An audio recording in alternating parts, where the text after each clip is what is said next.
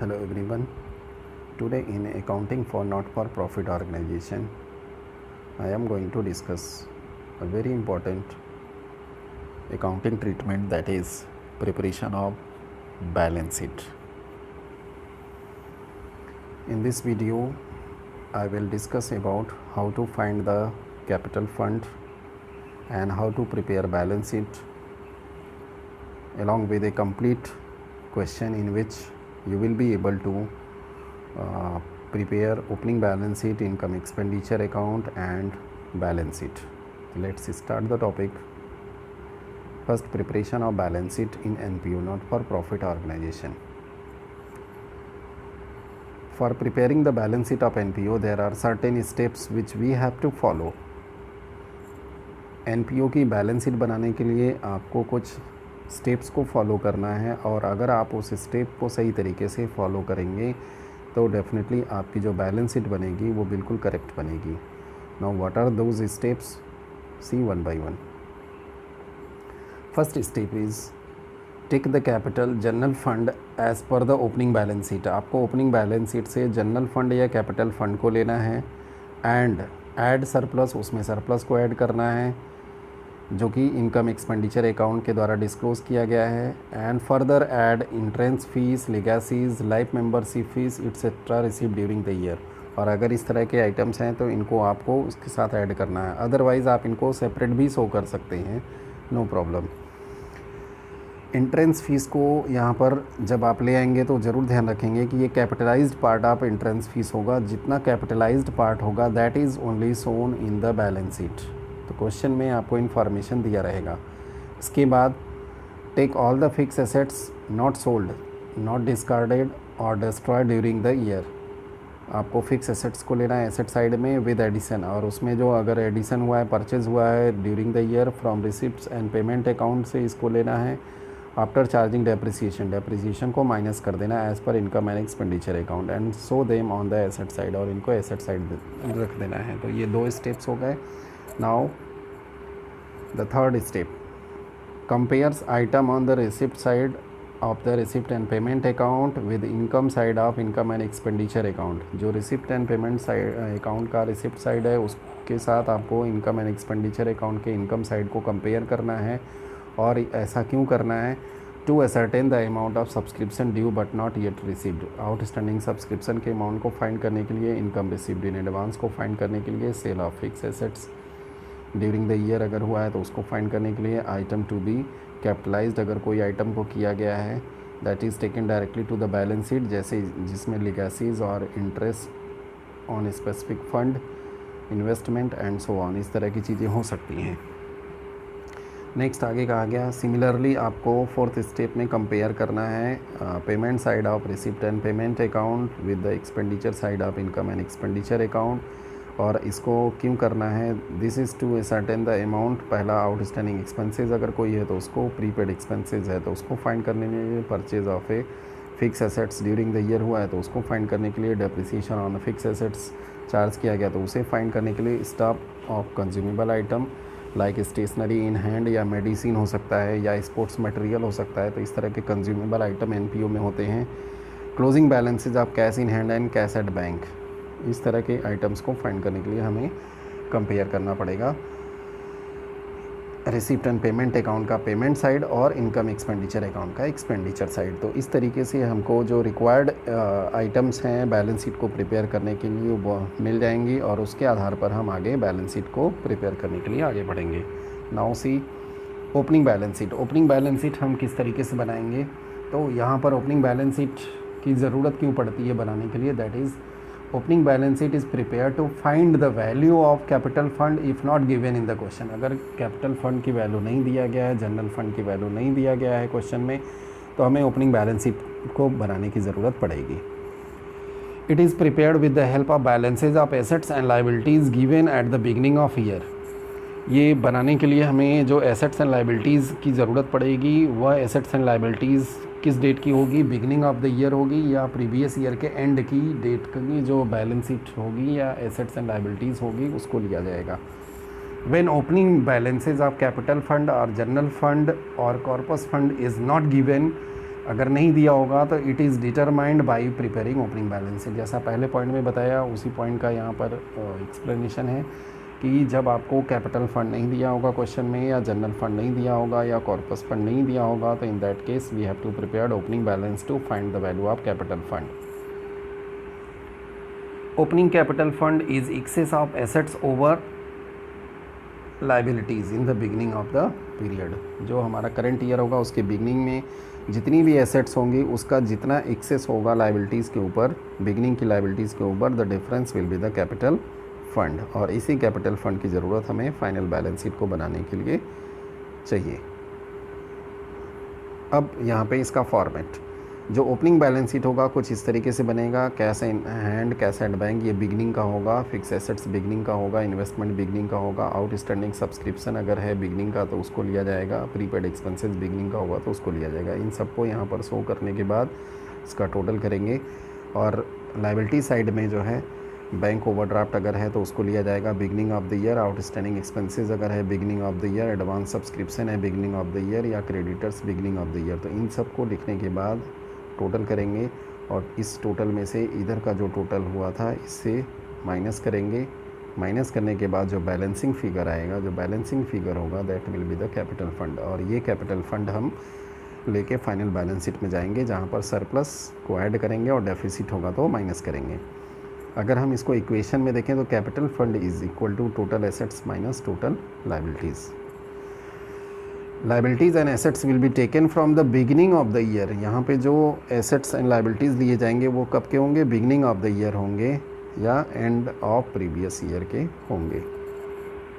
इस बात को ध्यान रखना है।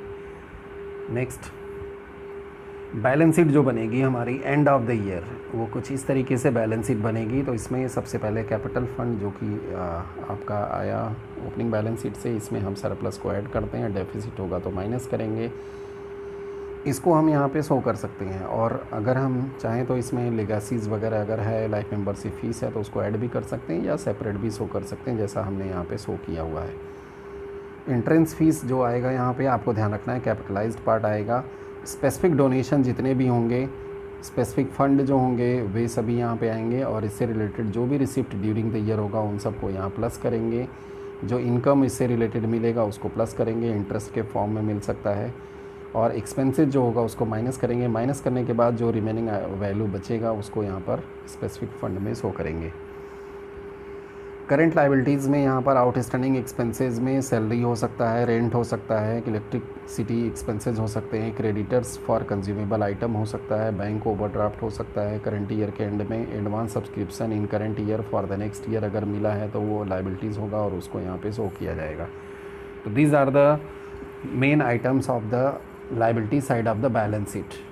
आपको इसी सीक्वेंस में सभी को रखना है।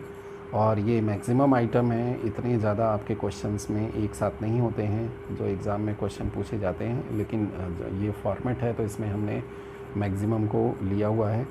फिर एसेट साइड में आते हैं। एसेट साइड में सबसे पहले एसेट्स लेंगे तो एसेट्स की जो ओपनिंग बैलेंस होगा उसको लिखेंगे आप। इसमें अगर आपने कोई एडिशन किया, ड्यूरिंग द ईयर परचेज़ किया तो उसको प्लस करेंगे।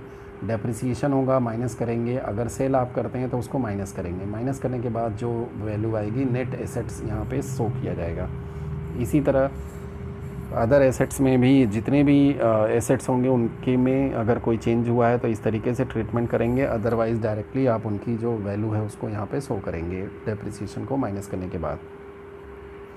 अगर आपने स्पेसिफिक फ़ंड में कोई इन्वेस्टमेंट कर दिया है तो that is the part of asset. जैसे यहाँ पे हमने लिया बिल्डिंग फंड इन्वेस्टमेंट या sports fund investment, tournament fund investment, तो इस तरह के अगर इन्वेस्टमेंट होंगे तो that is the part of asset. और इनको यहाँ पर जो भी इन्वेस्टमेंट की फ़ंड वैल्यू का इन्वेस्टमेंट पार्ट होगा उसको शो करेंगे। इसके बाद करंट एसेट्स में आते हैं। इन्वेस्टमेंट यहाँ पर होंगे किस तरह के इन्वेस्टमेंट होंगे? एनपीओ में ज़्यादातर गवर्नमेंट बॉन्ड्स होते हैं, डिफेंस बॉन्ड्स होते हैं, तो इस तरह के अगर इन्वेस्टमेंट होंगे तो उसको लिया जाएगा। एक्रूड इंटरेस्ट अगर कुछ इन्वेस्टमेंट का अगर पार्ट है तो उसको लिया जाएगा। आउटस्टैंडिंग एरियर सब्सक्रिप्शन अगर करंट ईयर में है रह गया है तो उसको लिया जाएगा। प्रीपेड एक्सपेंसेस जैसे रेंट और इंश्योरेंस हो सकता है। इस टॉपिक में बहुत ज़्यादा इंश्योरेंस सबसे ज़्यादा होगा। स्टॉक ऑफ कंज्यूमेबल आइटम में स्टेशनरी का स्टॉक, मेडिसिन का या स्टेशनरी का at the end of year अगर बच गया तो उसको लिया जाएगा। कैश इन हैंड और कैश एट बैंक, ये क्लोजिंग बैलेंस ऑफ कैश, ये रिसिप्ट एंड पेमेंट अकाउंट का पेमेंट साइड में एंड में बैलेंस जो दिया रहेगा क्वेश्चन में उसको लिया जाएगा। तो इस तरीके से हम बैलेंस शीट में जब इन सभी आइटम्स को शो कर देंगे तो हमारी बैलेंस शीट का जो टोटल है ये मैच हो जाएगा। यहाँ जो स्पेसिफिक फ़ंड की हमने बात किया था, इसमें स्पेसिफिक फ़ंड में स्पोर्ट्स फ़ंड हो सकता है, प्राइज़ फ़ंड हो सकता है, टूर्नामेंट फ़ंड हो सकता है, बिल्डिंग फ़ंड हो सकता है, पेविलियन फ़ंड हो सकता है, पुअर बॉयज़ एजुकेशन फ़ंड हो सकता है, मेडिकल कंटीजेंसी फ़ंड हो सकता है। तो कुछ स्पेसिफिक फ़ंड बनाए जाते हैं एनपीओ में, जिससे कि हम स्पेसिफिक पर्पज़ को फुलफ़िल करते हैं for the welfare of members and society. तो ये आप बैलेंस शीट का फॉर्मेट है जिसके आधार पे आप बैलेंस शीट प्रिपेयर करेंगे। Now see one question from TS Grewal. इस क्वेश्चन में आपको कहा गया following is the receipts and payment account of excellent recreation club for the year ended 31 March 2018। इसमें रिसिप्ट्स एंड पेमेंट साइड में आइटम्स दिए गए हैं। यहाँ पर आप देखेंगे ये जो cash in hand cash at bank है ये opening cash in hand cash at bank है, ये दोनों ओपनिंग कैश हैं। और यहाँ पे जो है ये closing cash in hand cash at bank है, तो ये क्लोजिंग बैलेंस शीट में जाएगा और ये ओपनिंग बैलेंस शीट में जाएगा। तो ये ध्यान रखना है आपको। इसके अलावा जो ओपनिंग की एसेट्स एंड लायबिलिटीज़, तो हमारा जो करंट ईयर है ये 31 मार्च 2018 को एंड हो रहा है, मीन्स 1 अप्रैल से। तो 1 अप्रैल 2017 जो होगा बिगनिंग का होगा। तो आगे आपको कहा गया following additional information is also supplied to you. ये दिया गया 1 April 2017 the club had following assets and liabilities. ये देखिए ओपनिंग की एसेट्स एंड लायबिलिटीज़ आपको दिया गया। इन्वेस्टमेंट दिया गया 4 लाख का, ओपनिंग बैलेंस शीट में जाएगा। सबसे पहले फर्नीचर 30,000 का, लाइब्रेरी बुक्स दिया गया 50,000 का, लाइबिलिटी फॉर रेंट ये दिया गया 600 और ये 2000 सैलरी का। तो ये आउटस्टैंडिंग हो गया एक्सपेंसेस बिगनिंग में। ये सभी एसेट्स हैं और ये लाइबिलिटीज़ हैं। तो इसको लेकर के हम ओपनिंग बैलेंस शीट बनाएंगे, साथ में यहाँ से कैश ले लेंगे। ऑन 31 मार्च को 2018 रेंट ऑफ 800 एंड सैलरी जो है 2500 वर इन एरियर्स। तो ये करंट ईयर का आउटस्टैंडिंग है, ये करंट ईयर की बैलेंस शीट में जाएगा। साथ में इनकम एक्सपेंडिचर अकाउंट में भी ऐड करेंगे इसको। Book value of furniture sold was 2500। यहाँ पर आप देखो फर्नीचर यहाँ सेल किया गया, इसकी बुक वैल्यू 2500 है। तो यहाँ पर 500 रुपीज़ का जो है प्रॉफिट हुआ है इनकम एक्सपेंडिचर में, इसको शो करेंगे। आपको प्रिपेयर करना है income and expenditure account balance sheet. तो लेट्स सी हियर फर्स्ट हम यहाँ पर वर्किंग नोट में जाएंगे और पहले हम प्रिपेयर करेंगे ओपनिंग बैलेंस शीट, ताकि हमें ओपनिंग कैपिटल पता चल जाए, कैपिटल फंड का पता चल जाए। तो आप देखें ओपनिंग की एसेट्स में फर्नीचर दिया था, लाइब्रेरी बुक दिया गया था, इन्वेस्टमेंट दिया गया था, cash at bank. Additional information में आपको ये इन्फॉर्मेशन था कैश इन हैंड और कैश एट बैंक के रिसिप्ट एंड पेमेंट अकाउंट का ओपनिंग बैलेंस है और सब्सक्रिप्शन एरियर ये आपको एडिशनल इन्फॉर्मेशन में दिया गया। तो इन सभी एसेट्स को लिखा। साथ में लाइबिलिटीज़ में 2 लाइबिलिटीज़ दी गई थी, सैलरी और rent outstanding. Difference figure find किया, ये जो आया कैपिटल फंड आया। ये कैपिटल फंड अब फाइनल बैलेंस शीट में जाएगा। साथ में कुछ वर्किंग नोट्स यहाँ पे कर लेते हैं जिसमें आउटस्टैंडिंग और से रिलेटेड है। यहाँ पर देखिए सैलरी आपको पेमेंट में दिखाया गया 24,000 और इसमें सैलरी आउटस्टैंडिंग ओपनिंग का जो होगा माइनस करेंगे, इसके बाद क्लोजिंग की जो सैलरी है ये प्लस कर देंगे। तो टोटल सैलरी जो करंट ईयर में आपकी है 24,500, जिसको कि इनकम एक्सपेंडिचर में शो करेंगे एक्सपेंडिचर साइड में। साथ में इसी तरह रेंट का भी है। रेंट का जो total payment during the year है 7,200 है। साथ में ओपनिंग का आउटस्टैंडिंग है 600, इसको माइनस करेंगे और एंड में जो दिया गया वो 800 है, तो इसको हम प्लस कर देंगे। तो इस तरीके से जो रेंट होगा इनकम एक्सपेंडिचर अकाउंट में डेबिट करेंगे, that is 7,400। Now see the income expenditure account. Working note में जो सैलरी और ये आया था रेंट का, दोनों का बैलेंस लिया। साथ में पोस्टेज का, प्रिंटिंग स्टेशनरी का, इलेक्ट्रिसिटी चार्जेस, मीटिंग एक्सपेंसेस, इससे रिलेटेड इन सब से रिलेटेड कोई एडिशनल इन्फॉर्मेशन नहीं है। तो जो पेमेंट साइड में दिया गया इनकी वैल्यू एज इट इज़ ले लेंगे। बाकी 2 में एडिशनल इन्फॉर्मेशन थी, इसका ऑलरेडी नोट हमने दिखाया आपको। अब इसके बाद हम सब्सक्रिप्शन की बात करेंगे। सब्सक्रिप्शन जो टोटल रिसीव्ड हुआ ड्यूरिंग द ईयर 45,500 है, जिसमें प्रीवियस ईयर 2016 और 17 का इंक्लूड था 1,000 और 18 और 19 ये एडवांस है। एडवांस सब्सक्रिप्शन दोनों को माइनस किया।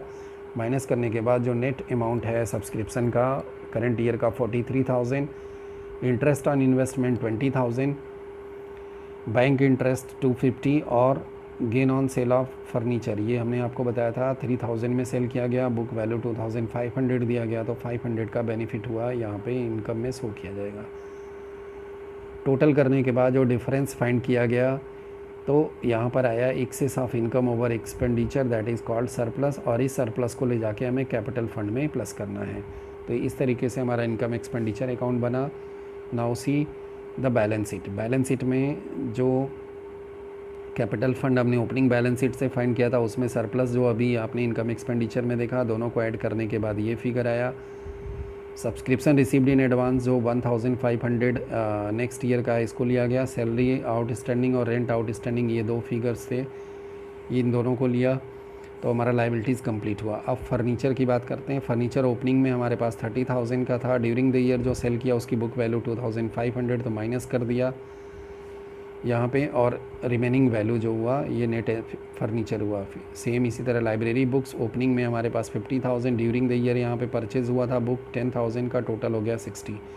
इन्वेस्टमेंट 4 लाख का था, यहाँ पे एडिशन किया गया, means during the year investment और किया गया 10,000 का, तो नाउ टोटल इन्वेस्टमेंट इज़ 4,10,000। और closing balance of cash at bank और कैश इन हैंड, ये रिसिप्ट एंड पेमेंट अकाउंट का एंड में बैलेंस दिया गया है, पेमेंट साइड में जो बैलेंसिंग फिगर इसको लिया गया, और अब इसका टोटल करेंगे तो हमारी जो बैलेंस शीट होगी ये मैच हो जाएगी। तो इस तरीके से हम एनपीओ की बैलेंस शीट को प्रिपेयर करेंगे। आई होप आपको बैलेंस शीट बनाने का जो पूरा प्रोसेस है ये समझ में आया होगा। ओपनिंग बैलेंस शीट किस तरीके से बनाएंगे और फाइनल बैलेंस शीट किस तरीके से बनाएंगे, हमने मैक्सिमम आइटम को फॉर्मेट में डिस्कस किया है, उसको फॉलो करते हुए आप अपनी टेक्स्ट बुक से और बाकी जो रिफ्रेशर बुक है टी.एस. ग्रीवाल की बुक है तो उससे आप कर सकते हैं, डी.के. गोयल की बुक है, उन सभी बुक से आप अपने क्वेश्चंस को सॉल्व कर सकते हैं। आई होप आपको ये टॉपिक पसंद आया होगा। Thank you very much for watching this video. Keep watching, like and share.